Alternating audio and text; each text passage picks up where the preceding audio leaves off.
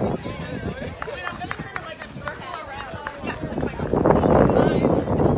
around this way. Come around this way. You can go behind them too. They're quiet though. There's so many.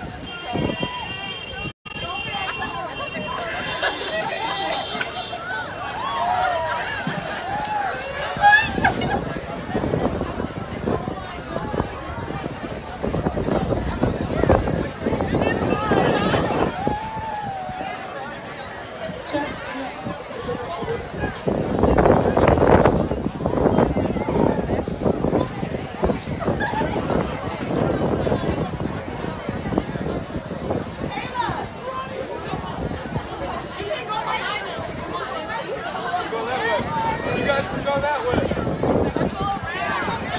Circle that way.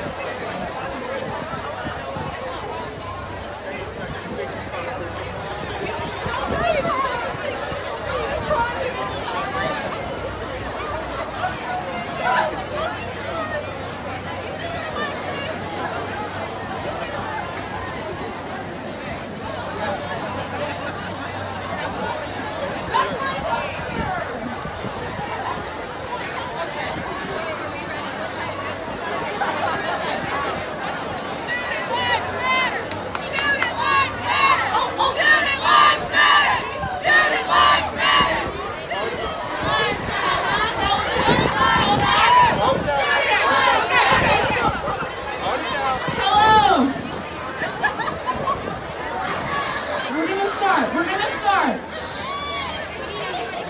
Everybody quiet, please, so we can begin. I know it's cold. Thank you for coming. Please. Yes. Welcome to all. We encourage you to hold your posters high throughout the rally and help us honor all lives lost in school shootings. I was born in December of 1999. I have lived my entire life hearing about school shootings. They have been a part of society for as long as I can remember, and we need that to end. The Columbine shooting occurred less than a year before my birth. Columbine lost 15 lives that day. In 2007, there was a massacre at Virginia Tech. 32 people died, 5 faculty members, and 27 students. At Sandy Hook Elementary, we lost 20 first graders and 6 adults. 20 first graders. First grade is about learning the alphabet. First grade is about construction paper and recess and snack time. It should never, ever be about survival. After Sandy Hook, we thought the shootings would end. We thought they had to. Sandy Hook was so horrific, so tragic, so unbelievably terrible that we could not conceive of it as just another shooting. It had to be the end. We had to have reached the bottom. But it was not the end, and the school shootings have not stopped. Since Sandy Hook, 400 people have been shot in over 200 school shootings. The list goes on and on. We let these tragedies fade away, forgetting, or more realistically, trying not to think about, the horrors experienced and the lives lost. It's too disturbing to think about and too disruptive.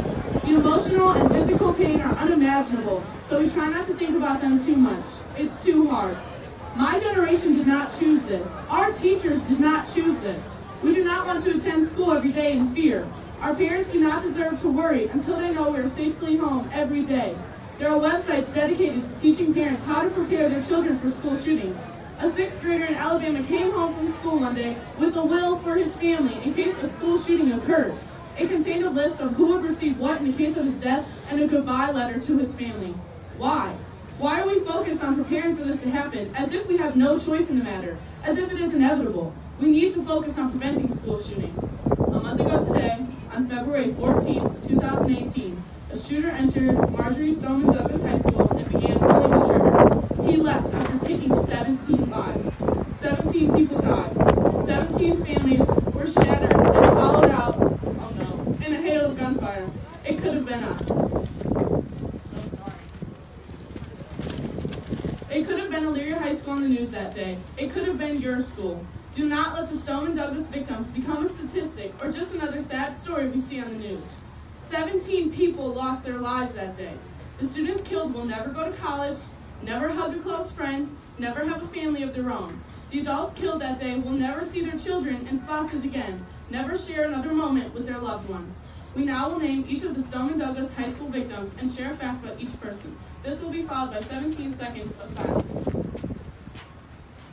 Alyssa Aldhef, 14 years old, a soccer player. Scott Beagle, 35-year-old geography teacher and cross-country coach.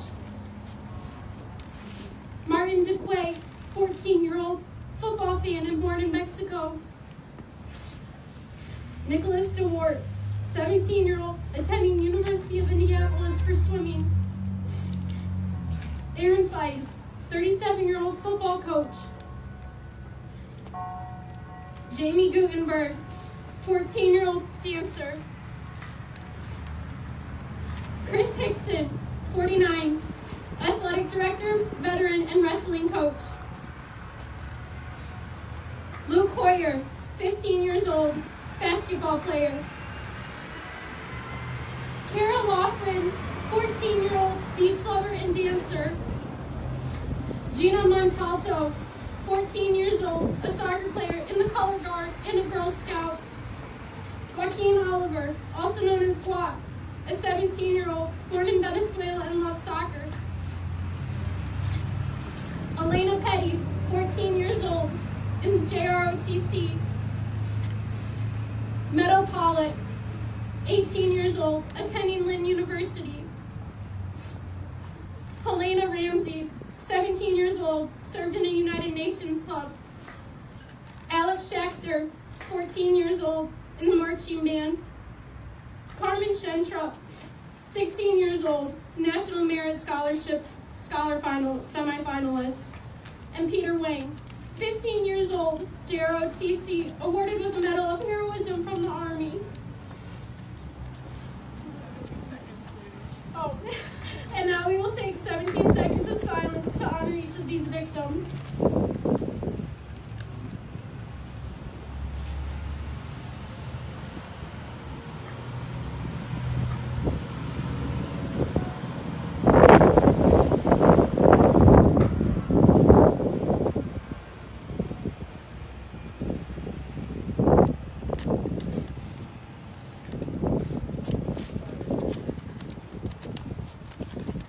These people deserve to live, and we failed them.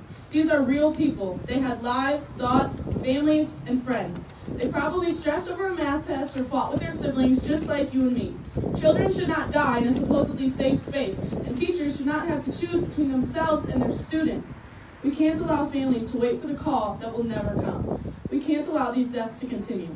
This is not a political issue, not right versus left, not blue versus red. This is an issue of unsafe education. This is an issue of those who remain silent about these victims' deaths. This is an issue of everyday fear. This is an issue of living and of dying. We must make a change.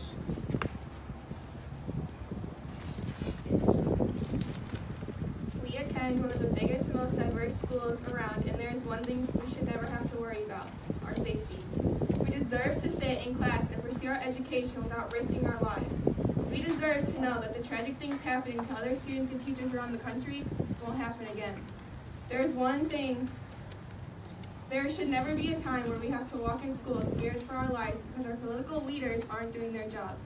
It is time for students and teachers to set an example for our Congress and politicians who are blind to see the tragedy happening around us. So today we stand together, and as one, we demand change. We will fight for our safety until we get what we deserve. Fear has no place in Elyria High School. Today is the start of our journey to ensure that the current and future pioneers can learn in a safe environment and live in an even safer community.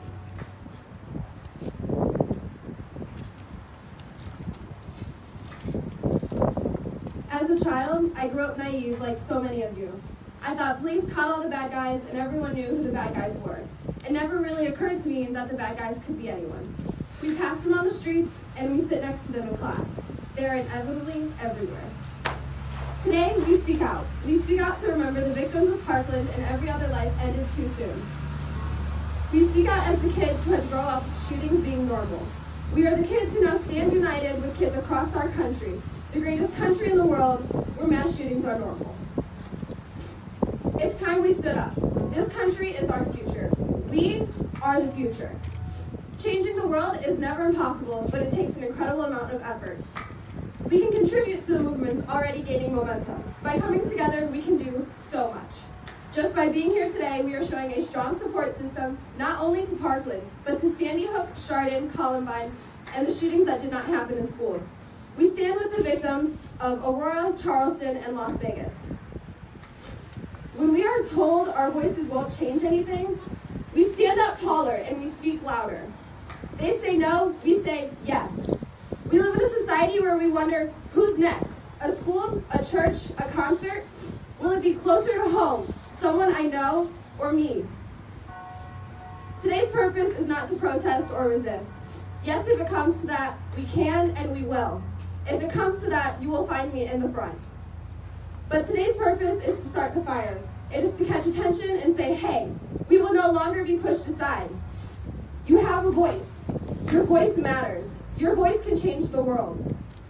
And I encourage you to join us as we say, enough is enough. Things need to change.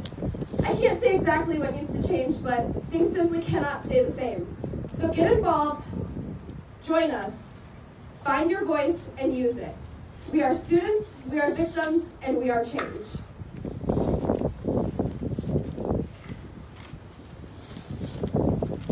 The problem is that there are people that want to kill other people. There are people who have reached a point where they no longer feel like they have anything left to lose, and the only option left that makes sense to them is violence. How does a person get to this point? What is their life like? Take a moment and consider yourself in the shoes of another. When you see people angry, confused, and expressing violent behavior, consider what they could be going through. Consider that their problems might not be similar to yours. Consider that their lives may be stripped of what happiness you typically expect from any other. These people have no one to turn to.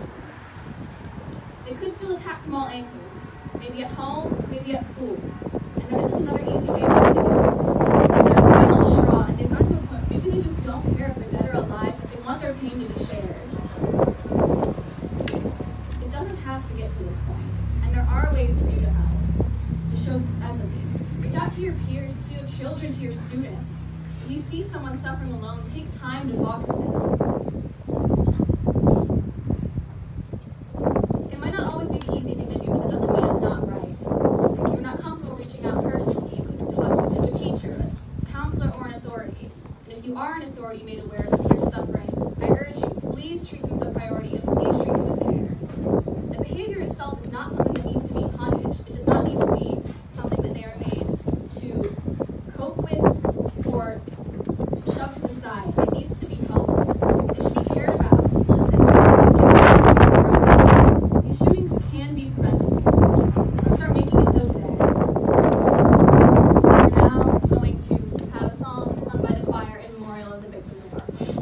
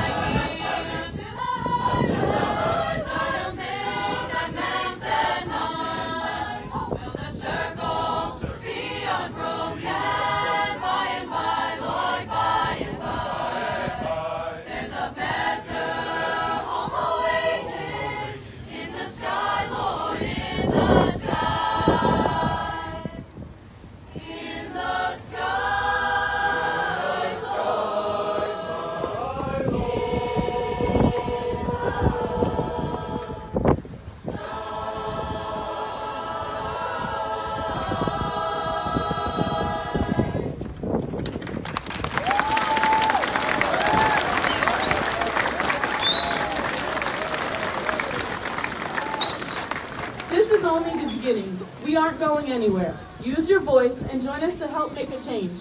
We are the future, and we will take care of it. Thank you for being here today.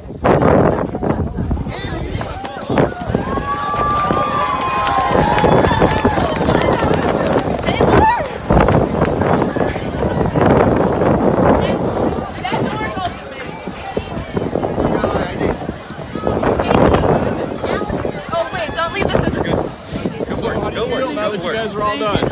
I think it's awesome that we had such a big crowd come out here today. I'm so happy that everyone actually came together to stand up for what they believe in. How about you guys? How do you feel about this today? I am thrilled with how this turned out. It went really well. I'm just so proud of everybody that's here. What'd you say there? I'm just so proud of everybody that's here. How about you? Anything you want to say? I'm so proud that our whole school came up together as a unity and shared what we all believe in.